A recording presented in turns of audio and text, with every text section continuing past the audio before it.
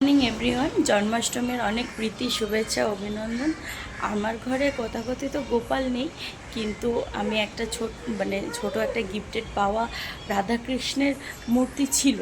কিন্তু আমার কিছু রিজনে ওর না হাতটা একটা ভেঙে গেছে।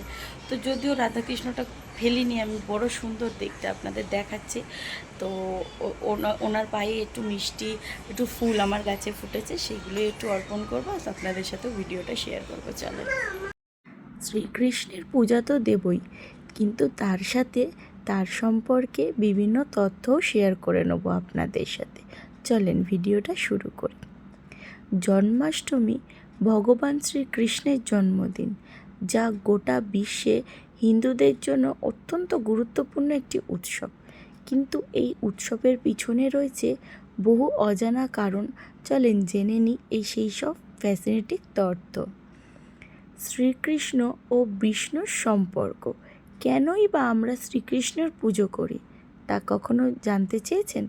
চলেন আজকে আমি আপনাদেরকে তাই জানাবো।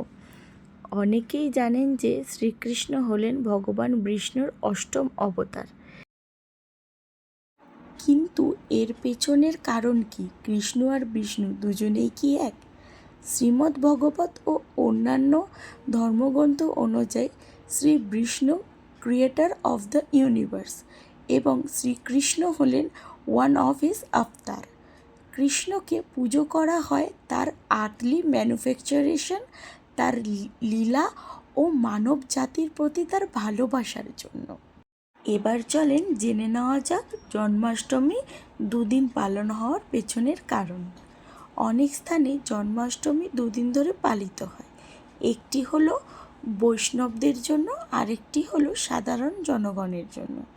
এর কারণ হলো ক্যালেন্ডার এবং তিথি অনুযায়ী সাধারণ জন্মাষ্টমী মধ্যরাত থেকে পালিত হয় এবং শ্রীকৃষ্ণের মধ্যরাতেই জন্মগ্রহণ করেছিলেন।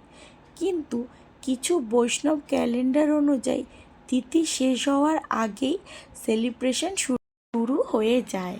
জন্মাষ্টমী শুধু একটা রিলিজিয়ান ফেস্টিভ্যালই নয়, বরং এটি একটি মানব জাতির জন্য ভালোবাসা, ইউনিটি একটা সুন্দর লেসন। এই ফেস্টিভ্যাল আমাদের মনে করিয়ে দেয় যে ভালোবাসা ও ইউনিটি দিয়ে আমরা সকল সমস্যার সমাধান করে জয় লাভ করতে পারি। তাই সকলকে জানাই আবারও আমার তরফ থেকে জন্মাষ্টমীর প্রীতি, শুভেচ্ছা ও অভিনন্দন। আমার বাড়ির পুজো প্রায় শেষ, চলেন একটু মঙ্গল আরতি করে ভিডিওটাও এখানে শেষ করছি। আর ভিডিওটা কেমন লাগলো আমায় কিন্তু জানাতে ভুলবেন না। কৃষ্ণ গোবিন্দ হরে মুরারি, হে নাথ নারায়ণ বাসুদেবা, হে নাথ নারায়ণ বাসুদেবা।